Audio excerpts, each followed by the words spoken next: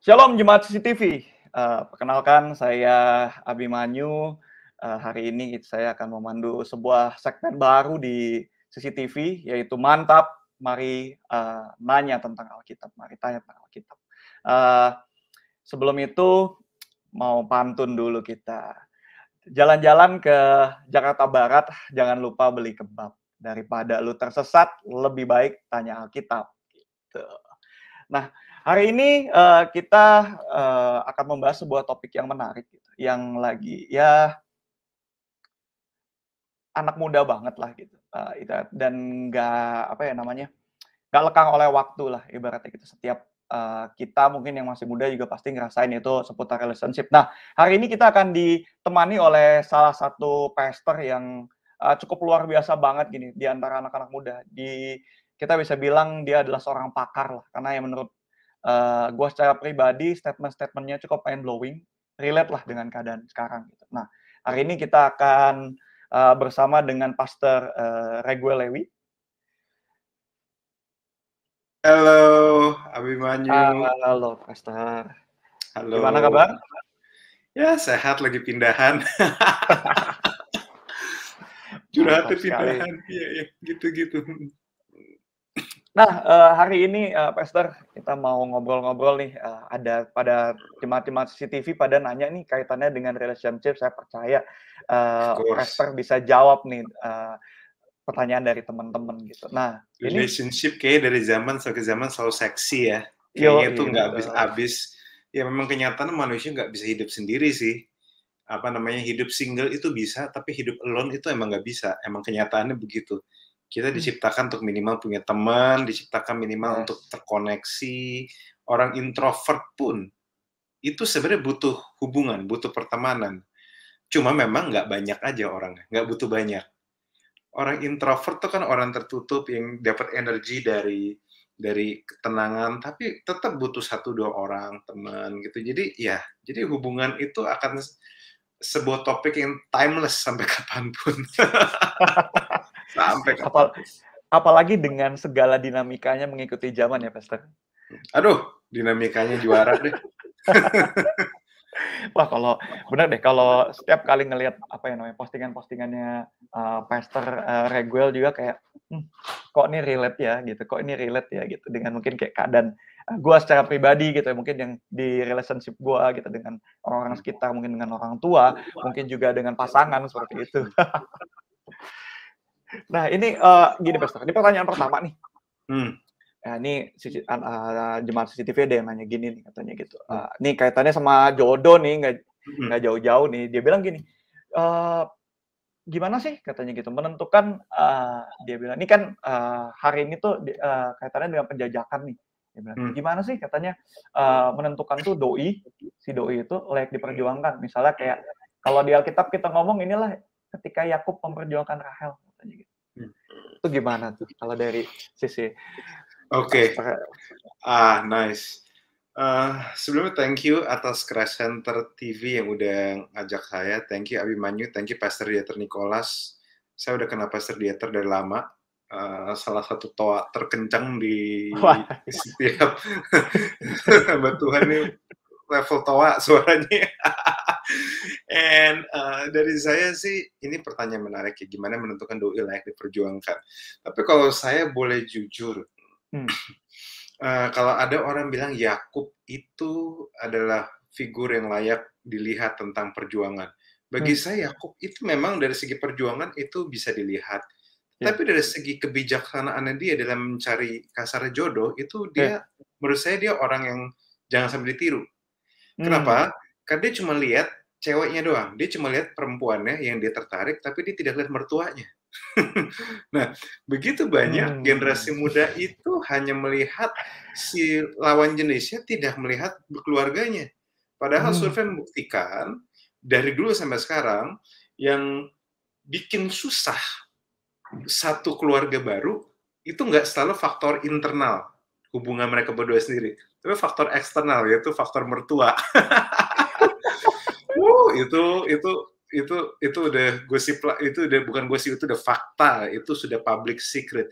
Jadi justru memang teman-teman, kalau ada yang menurut saya bisa dipelajari di Yakub adalah saat demen sama seseorang, jangan cuma lihat si ceweknya, tapi lihat orang tuanya seperti apa. Karena kamu bukan cuma sekedar menikah sama perempuannya atau menikah sama laki-lakinya, tapi kamu juga akan terus terkoneksi dengan orang tuanya. Itu nomor satu. Nah, tapi kalau misalnya doi layak diperjuangkan atau enggak, kuncinya cuma satu menurut saya. Cuma satu. Apa itu Pastor kalau Pengenalan. boleh tahu? Pengenalan doang. Cuma pengenalan. Pengenalanlah yang membuat si bujangnya Ishak dan Abraham akhirnya bilang, Ribka kayaknya cocok nih buat Ishak. Pengenalanlah yang membuat seseorang akhirnya menerima Yesus sebagai Tuhan dan Juru Selamat dan jatuh cinta sama dia. Iya. Pengenalan juga yang membuat banyak orang pengenalan juga yang membuat akhirnya murid-murid bisa melihat Yesus bukan cuma sebagai rabi, tetapi sebagai Tuhan dan Juru Selamat itu sendiri. Jadi kuncinya itu pengenalan. Nah, masalahnya orang nggak pernah ngerti, pengenalan itu tidak selalu berujung kita jadi sama dia. Pengenalan juga bisa membuat kita malah undur. Iya. Malah nggak cocok. Karena pengenalan itu hanyalah ibaratnya gini, saya suka apa yang Alkitab gambarkan tentang tahta pengadilannya Tuhan. Pengadilan bukanlah tempat untuk kamu dihukum. Pengadilan adalah tempat untuk menentukan kamu ini bersalah atau tidak bersalah.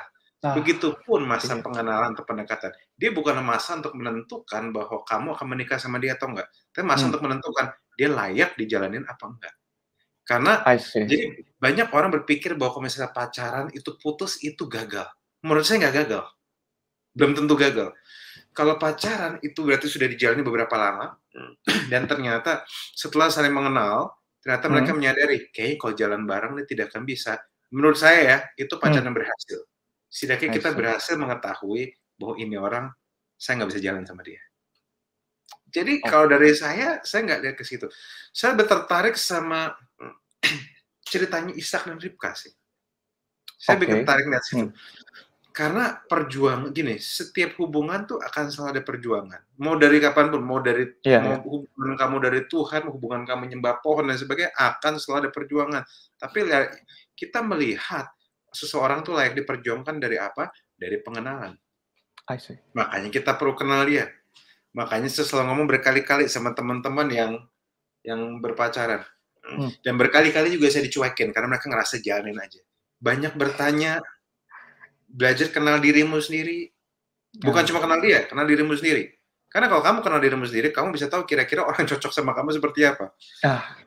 Betul, Pastor. Itu cara kita mengenal diri sendiri akan sangat berpengaruh dengan cara kita berkenalan untuk PDKT dengan orang.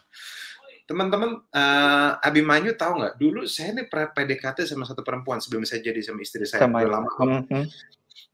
Kemudian saya PDKT sama dia, baru sekali ketemu, tiba-tiba dia ngomong, kayaknya kita nggak bakal cocok deh. Saya nanya, kenapa nggak bakal cocok? Dia cuma bilang gini, I know who I am. Saya tahu saya nggak bakal cocok sama orang model kamu. Walaupun kesel, tapi saya menghargai. Berarti cara dia menilai itu bukan dari siapa saya, tapi siapa dia. Jadi kamu harus kenal dirimu sendiri dulu. Nah, baru dari situ kamu bisa melihat kira-kira orangnya layak diperjuangkan atau nggak, cocok sama kamu apa enggak. Karena orang tuh kadang ada sisi gini, tidak ada orang sepenuhnya cocok. Kita sepakat ya? Betul, sepakat. Tidak ada yang sepenuhnya cocok, tidak ada yang sepenuhnya bisa sepikiran, tapi ada orang ya untuk mencari kecocokannya lebih sulit dibanding yang lain. Contoh, saya akan lebih mudah cocok sama dan menyocokkan diri sama orang kalau misalnya satu, saya punya iman yang sama dengan dia. Kedua, kami mempercayai Tuhan yang sama dan setelah diobrolin. Ketiga, kami punya visi yang sama. Maunya ngapain ini? Keempat, kami punya kebiasaan yang sama, kami sama-sama sepakat untuk suka membicarakan sesuatu. Jadi, kecocokan akan lebih mudah dicari kalau misalnya kami saling mengenal dan ternyata kami bisa mencari kesepakatan. Jadi kecocokan hanya bisa dibangun dengan kesepakatan.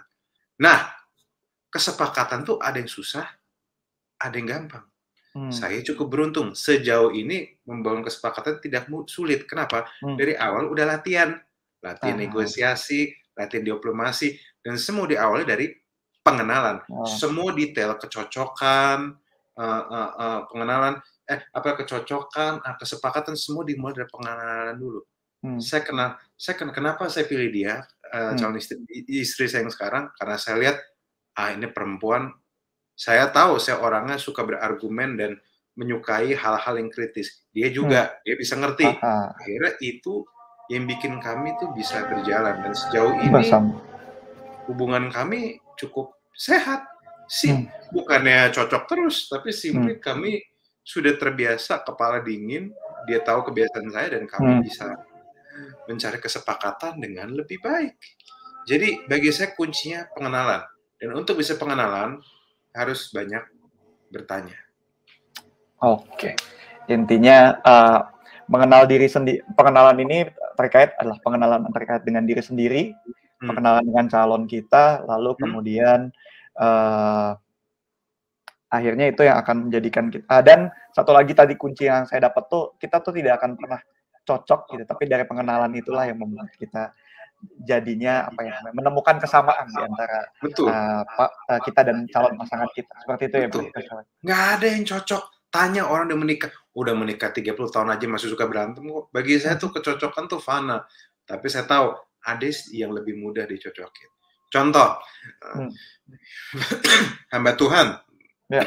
Dan kalau misalnya jadian sama guru atau anak pendeta misalnya, mungkin itu akan lebih mudah cocok.